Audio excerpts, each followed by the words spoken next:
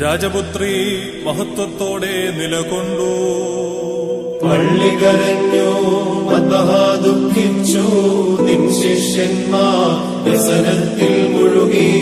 അത്യുന്നതനാം മണവാളാസ്തുതിയൻ ദൈവം ചൊല്ലി, സ്തുതി പാടും നിങ്ങളാം മണവാളാസ്തുതിയൻ ദൈവം ചൊല്ലി, സ്തുതി പാടും നിങ്ങൾ. സ്വപ്നം കണ്ടിട്ട് ഉണരുന്നവനെ പോലെ സഭ ദുഃഖിപ്പോ. യോ, എന്റെ നാഥന്റെ മുമ്പിൽ ഞാൻ നഗ്നനായി തീരുമല്ലോ എന്ന വിചാരം എന്നെ ലജ്ജിപ്പിക്കുന്നു.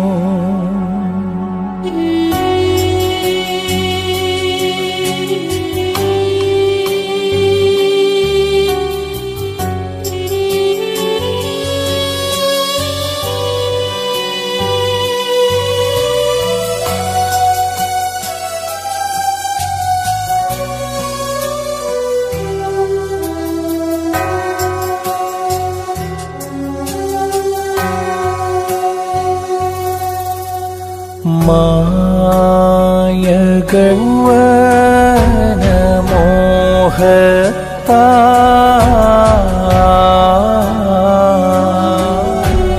ഞാനവയിൽ തൽപരനാകെ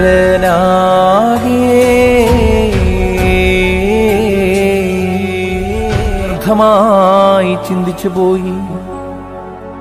ഹാ മരണമേ, ഇന്ന് നിന്റെ ജയം നഷ്ടമായിരിക്കുന്നു. ഇതാ കണ്ടാലും അനശ്വരമായ ലോകത്തേക്ക് ഇന്ന് ഞാൻ പോകുന്നു.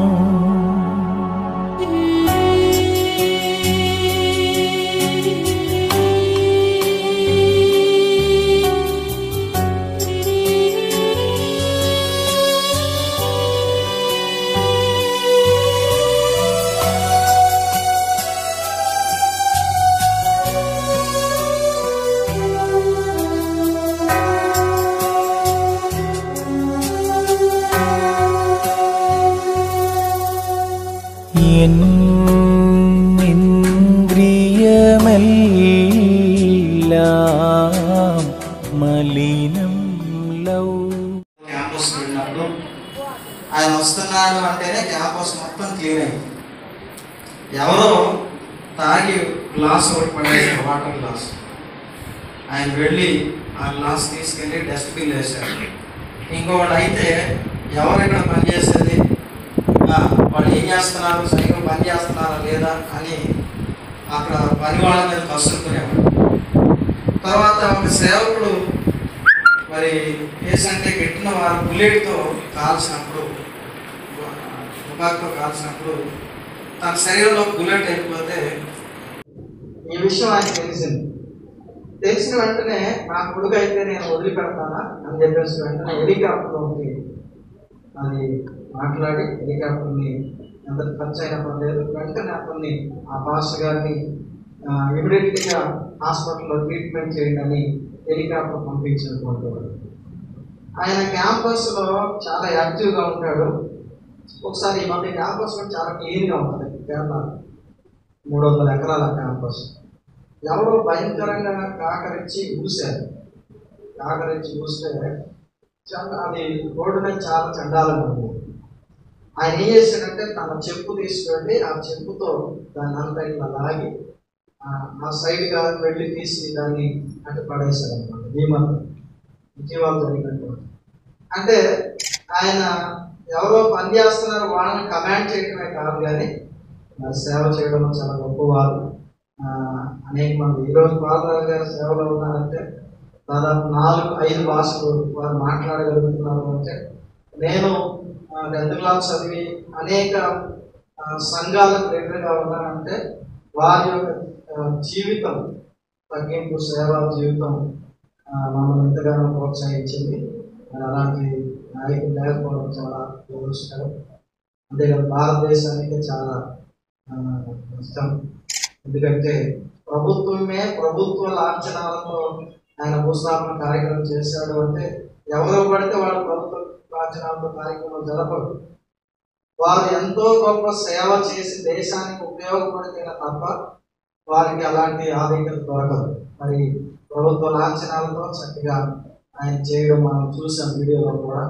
మరి అంతేకాకుండా మరి ఎమ్మెల్యే ఎంపీలు మన ఆంధ్ర తెలంగాణలో ముఖ్య నాయకులు రావడం చూస్తా ఉన్నాం. ఈరోజు ప్రత్యేకమైనటువంటి కార్యక్రమంలో నిజంగా మనం అందరం కూడా ఇక్కడ కూర్చొని మరి ఆత్మీయ తండ్రి గారి యొక్క జీవిత విధానం, మరి ఆయన జీవించినటువంటి దినాల్లో మరి ఆయన చేసినటువంటి పరిచర్య, మరి ఆయన ఏ విధంగా జీవించాడు, ఏ విధంగా పరిచర్య చేశాడు, మరి ఏ విధంగా అనేక మందికి మేలు జరిగింది అన్నటువంటి అనేకమైనటువంటి విషయాలు మరి మనం వింటూ ఉన్నాం. గారి గురించి ఒక మాట ఉన్నాం. ఈజ్ ఏ కమాండర్ అంటే ఆయన ఒక కమాండర్గా పనిచేశారు. చాలా మంచి మంచి విషయాలు వారు తెలియజేశారు. ప్రియమైనటువంటి దేవుని సంఘమాదేవి నిజంగా ఆయన ఒక కమాండర్ అంటే ఒక ఆర్మీని నడిపించేటువంటి కమాండర్ దాచుతాడో అలాంటి వ్యక్తిగా లోకంలో ఆయన జీవించినట్లు మేమైతే తెలుసుకొని మీకు కూడా తెలియజేస్తున్నాం. నేను చదువుకున్నటువంటి దినాల్లో మరి ఆత్మీయ తండ్రి గారి ఉండేవారు. అలాంటి వాళ్ళకి చాలా ఏమంటారు లైఫ్ అన్నమాట, ఒక జీవితం.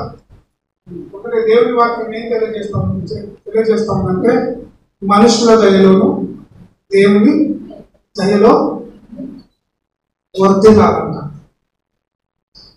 అది ఎలా జరిగిందంటే నా జీవితం గురించి చెప్తాను నేను, ఎవరి గురించో అది. కానీ నేను పెద్ద చదువుకోలేదు, 10th మాత్రమే చదువుకున్నా. అది 10th ఫెయిల్ అయ్యాను. తర్వాత ఇంటర్ జాయిన్ అయినా 2 సంవత్సరాల తర్వాత మళ్ళీ ఈ బైబిల్ కాలేజ్ గురించి, ఈ చదువుల గురించి, ఈ పరిచయం గురించి అంత ఐడియా కూడా లేదు నాకు. ఎందుకంటే మా తల్లిదండ్రులు కూడా అంత క్రిస్టియన్ బ్యాక్గ్రౌండ్ నుంచి వచ్చినటువంటి ఎవరు వారు కాదు. కాబట్టి ఒక పాస్టర్ గారు నా దగ్గరకు వచ్చి నా బైబిల్ కాలేజ్కి వెళ్ళండి అని చెప్పారు. వెళ్ళిన తర్వాత ఏదో వెళ్ళాం, నామకార్థంగా వెళ్ళాము. అక్కడ చదువుకున్న తర్వాత కేరళ ప్రాంతానికి వెళ్ళాము. అక్కడ ఆత్మీయ తండ్రి గారి గురించి విన్నాం కానీ ఎప్పుడు చూడాలి. అక్కడ ఉన్నటువంటి పరిస్థితి ఎలా ఉందంటే మంచి క్యాంపస్, అందమైన క్యాంపస్, మంచి దైవ సేవకులు ఉన్నారు, ఆత్మీయ తండ్రి గారు ఉన్నారు. ఆయన గురించి చాలా చెప్పేవాళ్ళు. ఆ రోజుల్లో చాలా తగ్గింపు కలిగినటువంటి వాడు, మంచి పరిచర్య దర్శనము కలిగినటువంటి వ్యక్తి. మేము వినేటువంటి వాళ్ళం ఆ రోజుల్లో. కేరళకి వెళ్ళిన తర్వాత నిజంగా ఆయనలో చూసినటువంటి తగ్గింపు ఏంటంటే స్టూడెంట్స్ అనేటువంటి మేమందరం కూడా లైన్లో వెళ్ళేవాళ్ళం భోజనానికి. హాస్టల్లో అందరం కూడా లైన్లో వెళ్ళాల్సిందే కదా ఎక్కడన్నా. మేము భోజనానికి ఎప్పుడైతే లైన్లో నిలబడతామో 7:30 సాయంత్రం కానీ మధ్యాహ్నం కానీ ఉదయం కానీ ఆత్మీయ తండ్రి గారు ఇసులా అంటే వారి పిల్లలు కూడా మాతో పాటు ప్రతిరోజు హాస్టల్ లైన్లో వచ్చి భోజనం. నిజంగా అప్పుడు అనిపించింది మాకు, తగ్గింపు జీవితం అంటే ఇది. ఆయనకి ఇప్పుడు మంచి ఇల్లు ఉంది, మంచి 1000 ఎకరాల క్యాంపస్ ఉంది, మంచి మంచి బిల్డింగ్స్ ఉన్నాయి. ఎవరికైనా చెప్తే తీసుకొస్తారు కదా. కానీ అలాంటిది ఏది లేకుండా సింపుల్గా ఒక నార్మల్ వ్యక్తిగా నాతో పాటు స్టూడెంట్స్తో పాటు ప్రతిరోజు ఆయన ఉన్ననాళ్ళు నాతో పాటు మేము ఎలాగైతే ప్లేట్ కడుక్కునేవాళ్ళం ఆయన కూడా అలాగే ఆయన ప్లేట్ కడుక్కొని అక్కడ పెట్టేసుకుంటారు. సో దేవుని బిడ్డారా, ఆయనలో ఉన్నటువంటి తగ్గింపు జీవితం పడ్డారు. కాబట్టి ఆయన గురించి చెప్తే చాలా విషయాలు ఉన్నాయి, కానీ చాలా వింటూ ఉన్నారు పెద్దలు తెలియజేస్తాము. మరి ఈరోజు ఈ స్థితిలో ఉన్నామంటే ఒకటి దేవుని కృప. మరి ఆత్మీయ తండ్రి గారు ప్రారంభించినటువంటి పరిచర్య, ఆయన యొక్క పరిచర్య దర్శనంలో మేము కూడా పాలిభాగస్తులమై ఆయన పరిచర్యలు మేము ముందుకు వెళ్తా ఉన్నాం. నిజంగా ఫాదర్ గారు కూడా చెప్పారు, 30 సంవత్సరాల పరిచర్య మరి ఆయన గారు కూడా ఈ జర్నీలో మరి మెట్రోపోలిటన్ తండ్రి గారితోనే ప్రయాణం చేస్తూ ఉన్నారు. కాబట్టి దేవుడు ఇంత గొప్ప పరిచర్య మనకు ఇచ్చాడు. మరి తండ్రి ద్వారా ఈ పరిచర్య ఇంకా ముందుకు సాగాలి. మేము కూడా మరి ఆ పరిచర్య భారం కలిగి మరి ఉన్నటువంటి పరిస్థితులకు భయపడక మరి దేవుడు ఇచ్చిన పరిచర్యని మరి ముందుకు వెళ్ళడానికి మీరు ప్రార్థన మాకు కావాలి కనుక తప్పకుండా మీరు ప్రార్థించాలని మీకు మనవి చేస్తూ మరి ప్రత్యేకమైన కార్యక్రమానికి మన మధ్యలోకి వచ్చినటువంటి పెద్దలు మరి వీరందరూ కూడా మరి సాహిత్య ప్రత్యేక ముందు తెలియజేసుకుంటారు. ముఖ్యంగా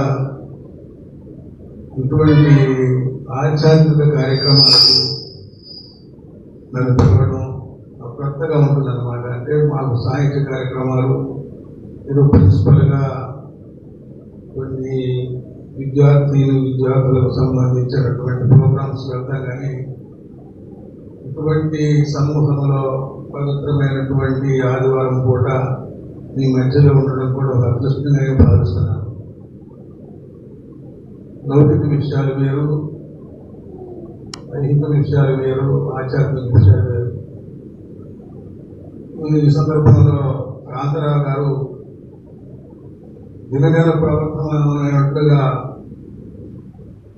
ఈ చర్చి నిర్మాణం కానీ మీ గ్యాదరింగ్స్ కానీ చూస్తుంటే దేవుని యొక్క కృపా విశేషాలు, ఆయన యొక్క కటాక్షాలు సంపూర్ణంగా లభిస్తున్నాయని నేను భావిస్తున్నాను.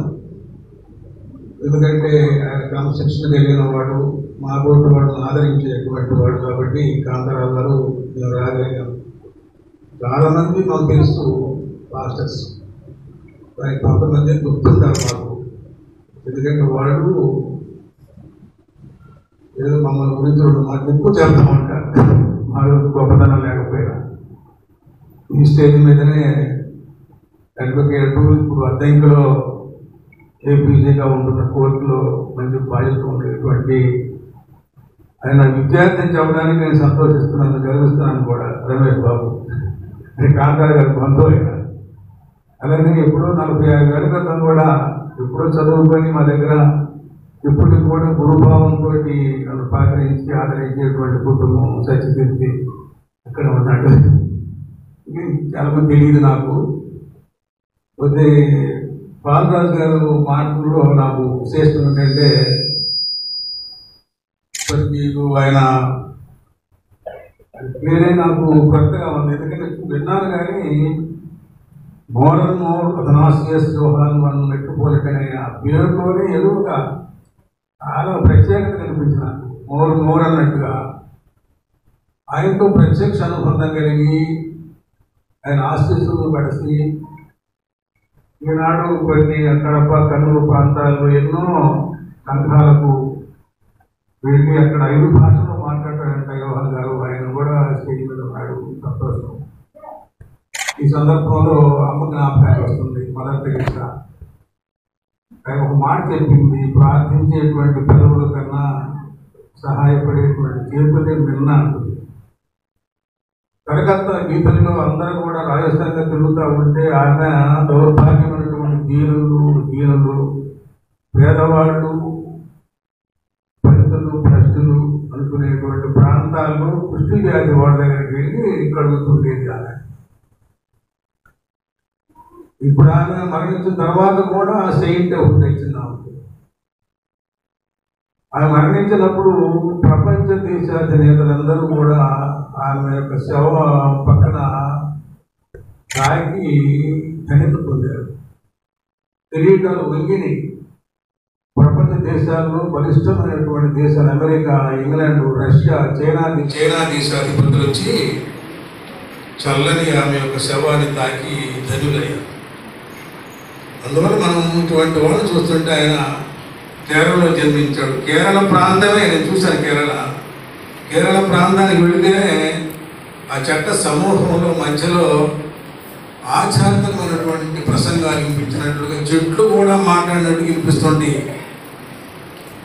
ఆ బ్యాక్ వాటర్స్లో షిప్పులో పోతుంటే సముద్రం యొక్క హోరు గాలిలో కూడా క్రీస్తు నాదాలు వినిపిస్తూ ఉంటాయి, వినేవాడు.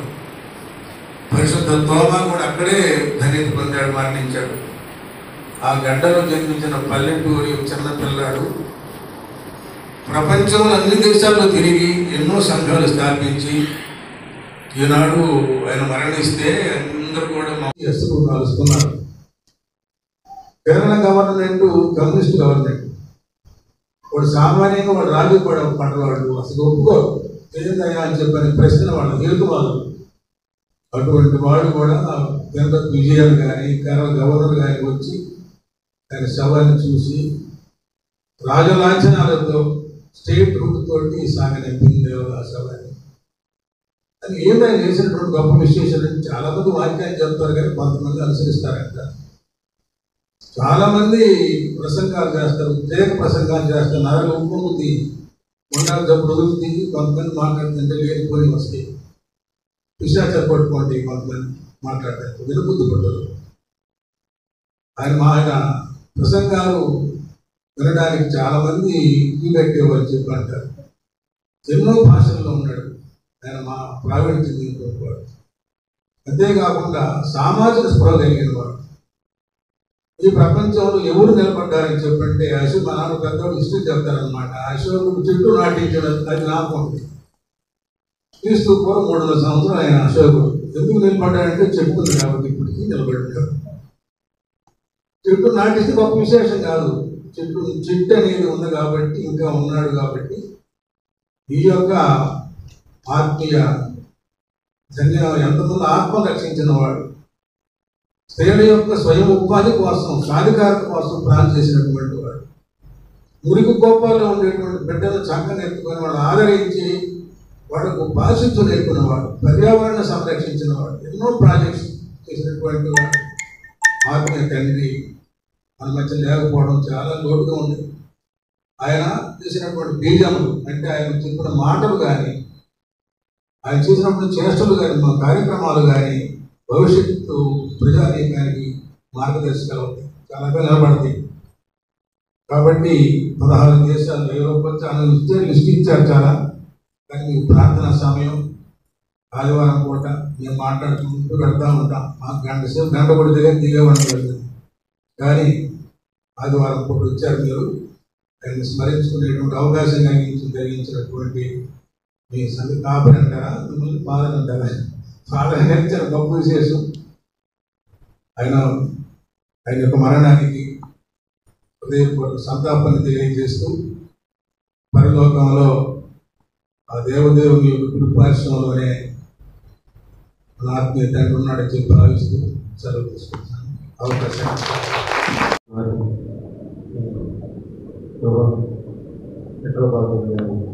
నివాళులు అర్పించే కార్యక్రమాలు మమ్మల్ని ఆహ్వానించినటువంటి మందరం గారికి, ముఖ్య అతిథిగా చేసినటువంటి మా గురువు గారు ప్రకాశం, గుంటూరు, నెల్లూరు జిల్లాల ఉన్నత విద్యా మండలి ఆర్జేడీ రీజనల్ డైరెక్టర్గా రిటైర్డ్ అయినటువంటి జయబాబు గారికి, అలాగే మన కడప నుంచి వచ్చినటువంటి కోటరాజు గారికి, మన అన్న సత్యకీర్తి గారికి ముందుగా ధన్యవాదాలు తెలియజేస్తా ఉన్నాం. నాకు అంటే ఇందాక మాస్టర్ గారు చెప్పారు, కాంతారావు గారి బంధువు గారు. ఆయన 10వ తరగతి అయిపోయిన తర్వాత వాళ్ళ నాన్నగారు ఖమ్మంలో బైబుల్ ట్రైనింగ్కి పంపించారు. ఆ తర్వాత కొద్ది కాలానికి నేను 10వ తరగతి ఫెయిల్ అయ్యి ఇంటికాడ ఉంటే మా ఫాదర్ కూడా తీసుకెళ్ళి పనులకు తీసుకెళ్ళి వీళ్ళు కూడా ఇక్కడ పనికిరాడు, మీతో పాటు హాస్టల్ ట్రైనింగ్కి తీసుకెళ్ళు అని చెప్తే నేను అప్పుడు పూర్తిగా అంటే హేతువాదిగా అంటే ఒక విప్లవ భావాలతోటి వీటన్నిటిని వ్యతిరేకించేవాడు. మా ఇద్దరి రూట్లు సపరేట్ రూట్లు. నేను కమ్యూనిస్ట్ పార్టీ లీడర్గా, అదే కేరళలో చాలా మంది నాకు కాంతారావు చెప్పినట్టు కేకే రాగేష్ గారు అని ఇప్పుడు ప్రజెంట్ రాజ్యసభ సభ్యుడు ఉన్నాడు మిత్రుడు, అలాగే కృష్ణప్రసాద్ గారు, బీజు అని ఇట్లాంటి వాళ్ళతోటి నా పరిచయాలు వస్తే ఆయన ఒక ఆధ్యాత్మికవేత్త, ప్రపంచంలో ఉన్నటువంటి అనేక దేశాలని మార్పు వైపు మళ్లిస్తూ సేవా కార్యక్రమం అలాగే దైవం వైపు తీసుకెళ్లాలన్న ఉద్దేశంతో చేసినటువంటి ఒక గొప్ప వ్యక్తిని పరిచయ కార్యక్రమంలో ఆయన దీంట్లో పనిచేసేటువంటి అవకాశాన్ని పొందారు. ఇక్కడ మాకు అంటే రోజు చర్చికి వెళ్ళే అలవాటు అట్లాంటి మాకైతే లేవు. ఇందాక మాస్టర్ గారు చెప్పినట్టు మేరమెట్ల సెయింట్ ఆనర్స్ ఫస్ట్ నేను కాలేజీ లైఫ్ నుంచి బయటకు వచ్చాక కాలేజీలో లెక్చరర్గా చేస్తూ ఉన్నప్పుడు ఇక్కడ సిస్టర్స్, కేరళ సిస్టర్స్ పరిచయం అయ్యారు. నేను తర్వాత అడ్వకేట్గా వచ్చిన తర్వాత మొట్టమొదటిసారి ఒక సమస్య మీద నా దగ్గరికి ఒక కానిస్టేబుల్ నా నెంబర్ ఇచ్చి పంపిస్తే నేను అక్కడికి వెళ్ళి, వాళ్ళు దాదాపులో 10 మంది పైన సిస్టర్స్ ఉంటారు, వాళ్ళు ఏం చేస్తున్నారు ఏంటి, వాళ్ళు ఎందుకు ఈ సిస్టర్స్గా కన్వర్ట్ అయ్యారు వచ్చారు, వాళ్ళ యొక్క విధానం ఏంటి అని చెప్పేసి నేను దగ్గరగా వెళ్ళి వాళ్ళని చూశాను. వాళ్ళు చూపించేటువంటి ప్రేమ ఆప్యాయత ముందు మనం దేనికి పనికిరామనేటువంటి ఇది వేసింది. వాళ్ళు అక్కడి నుంచో వచ్చి ఇక్కడ ఉన్నటువంటి పేదవాళ్ళని, అలాగే విడోస్ని, తల్లిదండ్రులు లేని పిల్లల్ని వాళ్ళ ఇళ్ళకి వెళ్ళి తీసుకొచ్చి వాళ్ళని మంచి మాటలతోటి విద్యా బుద్ధులు నేర్పాలనేటువంటి వాళ్ళు చేసేటువంటి ప్రయత్నం చాలా గొప్పది. అందుకని ప్రతి సంవత్సరం వాళ్ళు ఆర్ఫన్స్ బర్త్డే కార్యక్రమం చేస్తారు November 14. దానికి మట్టికి ఖచ్చితంగా మమ్మల్ని ఆహ్వానిస్తారు. గతంలో ఒకసారి దేవపాల్ మహర్షి గారు కూడా మేము అందరం వెళ్ళాము. అలాగే రెండవది, ఇక్కడ ప్రతి సంవత్సరం క్రిస్మస్ కార్యక్రమానికి మన కాంతారావు గారు ఆహ్వానించడం, ఏదో కాసేపు మీ మధ్య గడిపేటువంటి అవకాశాన్ని మాకు కల్పించారు. ఈ కొద్ది సమయం అయినా మేము మీతో పాటు ఇక్కడ దైవ సన్నిధిలో గడిపేందుకు అవకాశం కల్పించినందుకు ప్రత్యేకంగా ధన్యవాదాలు తెలియజేస్తూ మన మెట్రోపాలిటన్ గృహంగా గారికి నివాళులు అర్పిస్తూ సెలవు తీసుకుంటాం.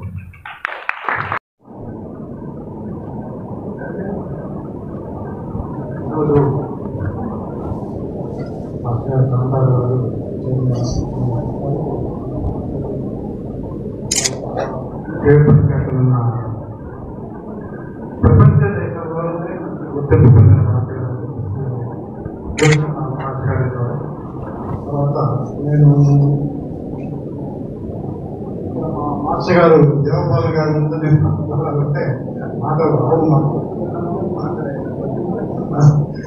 అదే నేను ఇంటర్మీడియట్ చదివేటప్పుడు మా లెక్చరర్గా పనిచేస్తాను ఆయన. వారికి, తర్వాత రమేష్ గారికి నా హృదయపూర్వకం తెలియజేస్తున్నాను. ఈరోజు ఈ దైవ సన్నిధికి మమ్మల్ని ఆహ్వానించడం చాలా సంతోషం, చాలా ప్రసన్నాలు చేసి ప్రశంసలు. మాస్టర్ గారు చర్చ గురించి ఎంతో ఆయన కృషి చేశారు. దీని డెవలప్మెంట్కి ఆయన ప్రశంసని మాటలతో చెప్పేది కాదు. ప్రతి విషయానికి నాకు చెప్తాను తరగానే నేను అప్పుడప్పుడు మాత్రమే వస్తున్నాను. ఈరోజు మీ అందరి ముందు నాకు ఈ అవకాశాన్ని కల్పించిన మాస్టర్ గారికి ధన్యవాదాలు. వారు స్పెషల్ కార్యక్రమాలన్నింటిలో కూడా మనతో ఉంటున్నారు, చాలా సంతోషకరం. సో ఈ కార్యక్రమాన్ని మనం ఇప్పుడు ముగించుకోబోతున్నాం. మన మధ్యకి వచ్చినటువంటి పెద్దలు మన ముందుకు వచ్చి అర్పించవలసిందిగా వారిని ప్రేమతో ఆహ్వానిస్తున్నాం.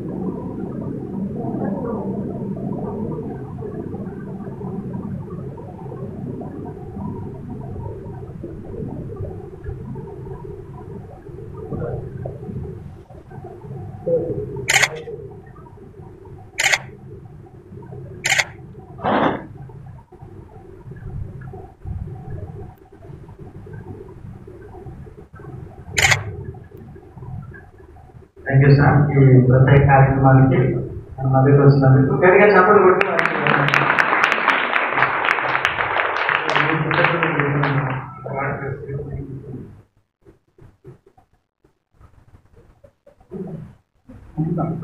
అదేవిధంగా మరి పురుషులు లేచి ముందుకొచ్చి ఆ యొక్క వివాహం పూలతో ఈ యొక్క వివాహాలు అర్పించవలసిందిగా మనం చేస్తాం. పురుషులు సంఘంలో ఉన్నటువంటి పురుషులు దయచేస్తున్నారు అవసరండి.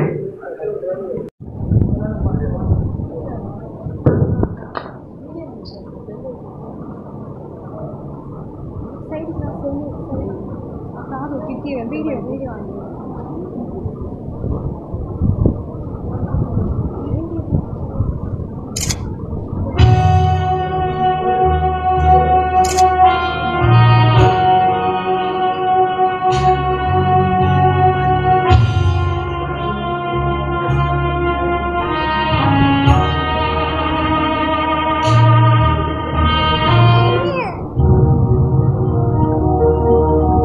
എന്റെ വാത്സല്യമുള്ളവരെ, നിങ്ങൾ എന്തിന് അകലെ നിൽക്കുന്നു? എന്നെ സമീപിച്ച് എനിക്ക് സമാധാനം തന്ന് എനിക്ക് വേണ്ടി പ്രാർത്ഥിക്കുകയും നെടുവീർ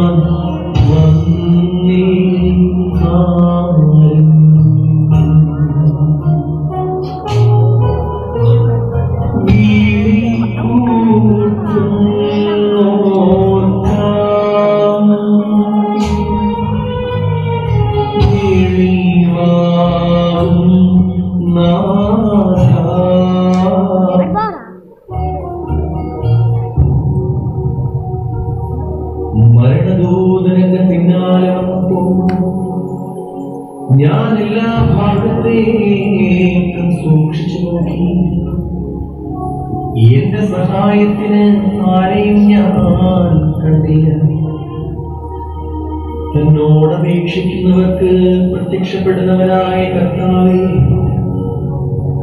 നിന്റെ ദൈവത്വത്തിന്റെ വലതുഭാഗത്ത് ഈ ദാസനെ നിർത്തണമേ.